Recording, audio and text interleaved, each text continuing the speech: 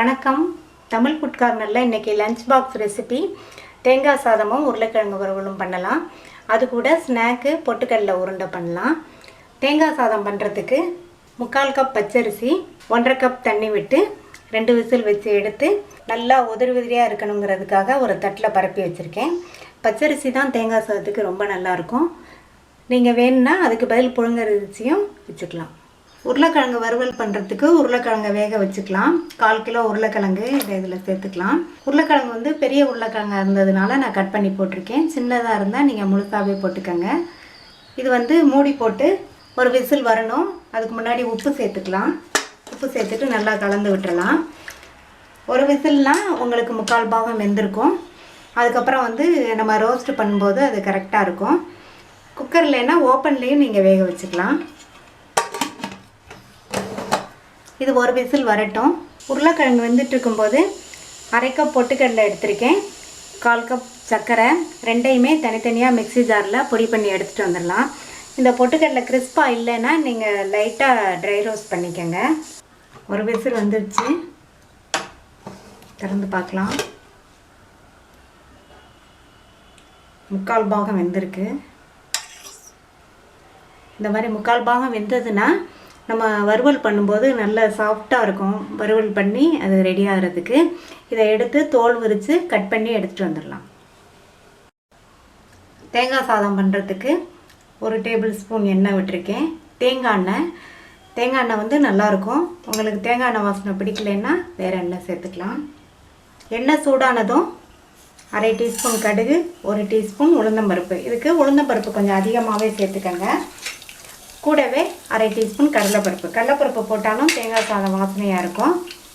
இது வந்து நல்லா செவந்து வரட்டும். எல்லாம் செவந்துடுச்சு. ஒரு பச்சை மிளகாய், ஒரு காஞ்ச மிளகாய் ரெண்டையும் கிள்ளி வச்சுருக்கேன். இதை சேர்த்துக்கலாம். கூடவே கருவேப்பிலை,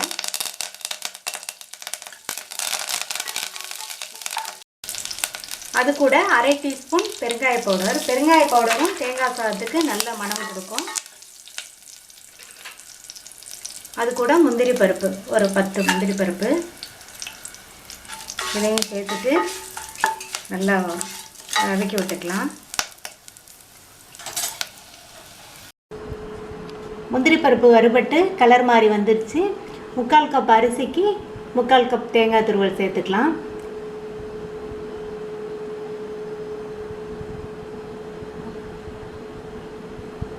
அதுக்கப்புறமா நான் வந்து சாதத்துக்கு உப்பு போடலை. இப்போ தேங்காய் துருவலுக்கும் சேர்த்து இந்த அளவு உப்பு போட்டுக்கலாம். இதை வந்து 2-3 நிமிஷம் மட்டும் வதக்கினா போதும். ரொம்ப நேரம் தேங்காய் துருவல் சேர்த்ததுக்கப்புறம் வதக்க வேண்டாம். நல்லா வதக்கிட்டு அதுக்கப்புறமா ஸ்டவ் ஆஃப் பண்ணிடலாம். இப்போது வடித்து வச்ச சாதத்தை இதோடு சேர்த்து கிண்டிக்கலாம்.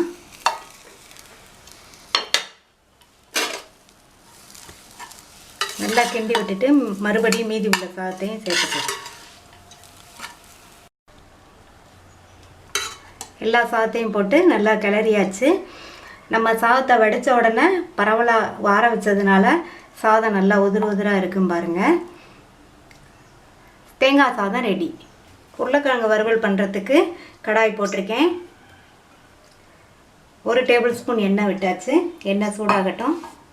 எண்ணெய் சூடானதும் 1-2 அடித்து வச்ச சோம்பு, அது 1/2 டீஸ்பூன், 3 பூண்டு நசுக்குனது அதையும் சேர்த்துக்கலாம்.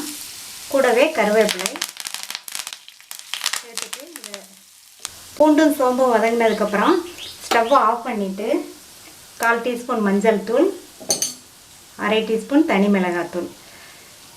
ஏன் ஸ்டவ் ஆஃப் பண்ணிவிட்டு சேர்க்குறோம்னா இந்த மிளகாத்தூள் வந்து நல்லா கருகிராமல் இருக்கும். அதனால தான். நீங்கள் தனி மிளகாத்தூளுக்கு பதில் சாம்பார் தூளும் சேர்த்துக்கலாம். இதை நல்லா மிக்ஸ் பண்ணி விட்டுறலாம். மறுபடியும் ஸ்டவ் ஆன் பண்ணிவிட்டு கட் பண்ணி வச்ச உருளைக்கிழங்கை சேர்த்துக்கலாம். சேர்த்ததுக்கப்புறம் இது நல்லா எல்லாமே இந்த மிளகாய் பொடியோட கலக்கட்டும்.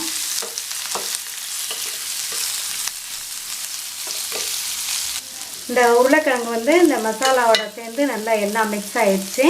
இப்போ ஸ்டவ்வை வந்து சிம்மில் வச்சுட்டு அப்பப்போ கிண்டி விட்டுட்டே இருக்கணும். ஓப்பன்லேயே இருக்கட்டும், மூடியெல்லாம் போட வேண்டாம். உருளைக்கிழங்கு வறுவல் ரெடி ஆகிட்டு இருக்கும்போது கொஞ்சமாக பெருங்காய பவுடர் சேர்த்துக்கலாம். சேர்த்துட்டு அப்பப்போ கிண்டி விட்டுக்கணும். அப்போ தான் நல்லா இருக்கும் ரோஸ்ட்டு. உருளைக்கிழங்கு வேக வைக்கும் போதே நான் உப்பு சேர்த்துட்டேன். அதனால் இப்போ உப்பு சேர்க்கலை. தேவைப்பட்டால் உங்களுக்கு டேஸ்ட் பண்ணி பார்த்துட்டு லைட்டாக வேணால் தூவிக்கங்க. தேங்காய் சாதத்தோட இந்த உருளைக்கிழங்கு வறுவல் வச்சு சாப்பிட்றதுக்கு ரொம்ப நல்லாயிருக்கும். உருளைக்கிழங்கு வறுவல் ரெடி ஆயிடுச்சு. ஸ்டவ் ஆஃப் பண்ணிடலாம். நைஸாக அரைச்ச பொட்டுக்கடலையும் நைஸாக அரைச்ச ஜீனியுமே இந்த கிண்ணத்தில் சேர்த்தாச்சு. இது கூட 1/4 டீஸ்பூன் ஏலக்காய் பவுடர் சேர்த்துட்டு இது எல்லாத்தையும் நல்லா ஒன்றா மிக்ஸ் பண்ணி விட்டுடலாம். பொட்டுக்கடலை உருண்டை பண்ணுறதுக்கு 1 டீஸ்பூன் நெய் விட்டு சூடாயிடுச்சு. அதில் ஒரு 7-8 முந்திரி பருப்பு இந்த மாதிரி உடச்சி சேர்த்துக்கணும். இது கொஞ்சம் பொன் கலராக வரட்டும். இதை அந்த மிக்ஸியில் சேர்த்துடலாம். இதை அரைச்சி வச்ச பொட்டுக்கடலை ஜீனி மிக்ஸோட சேர்த்தாச்சு.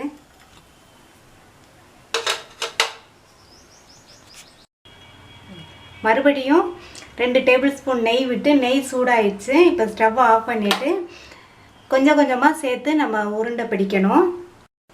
வறுத்த முந்திரி பருப்பை போட்டு நல்லா கலந்து விட்டாச்சு. இப்போ நெய்யை கொஞ்சம் கொஞ்சமாக சேர்த்து உருண்டை பிடிக்கலாம். நெய் நல்லா ஆறிடுச்சு. எந்த அளவுக்கு இந்த நெய் கரெக்டாக இருக்கோ அந்த அளவுக்கு பார்த்துட்டு உருண்டை பிடிச்சிக்கலாம். அப்புறம் பிடிச்சதுக்கப்புறம் தேவைப்பட்டால் நெய் சேர்த்துக்கலாம். உருண்டை பிடிச்சிடலாம். நல்லா இப்படி அழுத்தி பிடிக்கணும். பிடிச்சோம்னா அந்த உருண்டை உடையாமல் இருக்கும். நீங்கள் லஞ்ச் ரெடி பண்ணும்போது தான் இந்த பொட்டுக்கடலை லட்டுக்கு பொட்டுக்கடலை சர்க்கரையெல்லாம் அரைச்சி வைக்கணுங்கிறது கிடையாது. ஆல்ரெடி நீங்கள் ரெடியாக வச்சுருந்தீங்கன்னா இந்த உருண்டை டக்குன்னு பண்ணிடலாம். இதை நீங்கள் ரெடி பண்ணி வீட்டில் வச்சுக்கோங்க. இதே மாதிரி எல்லா உருண்டைகளையும் பிடிச்சிடலாம். தேங்காய் சாதம், உருளைக்கிழங்கு வறுவல், பொட்டுக்கடலை லட்டு ரெடி ஆயிடுச்சு.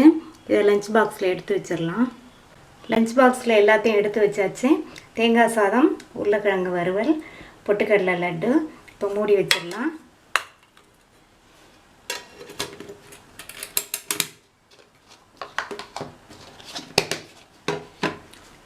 ஈஸியான லஞ்ச் பாக்ஸ் மெனு ரெடி ஆயிடுச்சு. இந்த வீடியோ உங்களுக்கு பிடிச்சிருந்தா தமிழ் ஃபுட் கார்னர் சேனலுக்கு சப்ஸ்கிரைப் பண்ணுங்கள். தேங்க்யூ.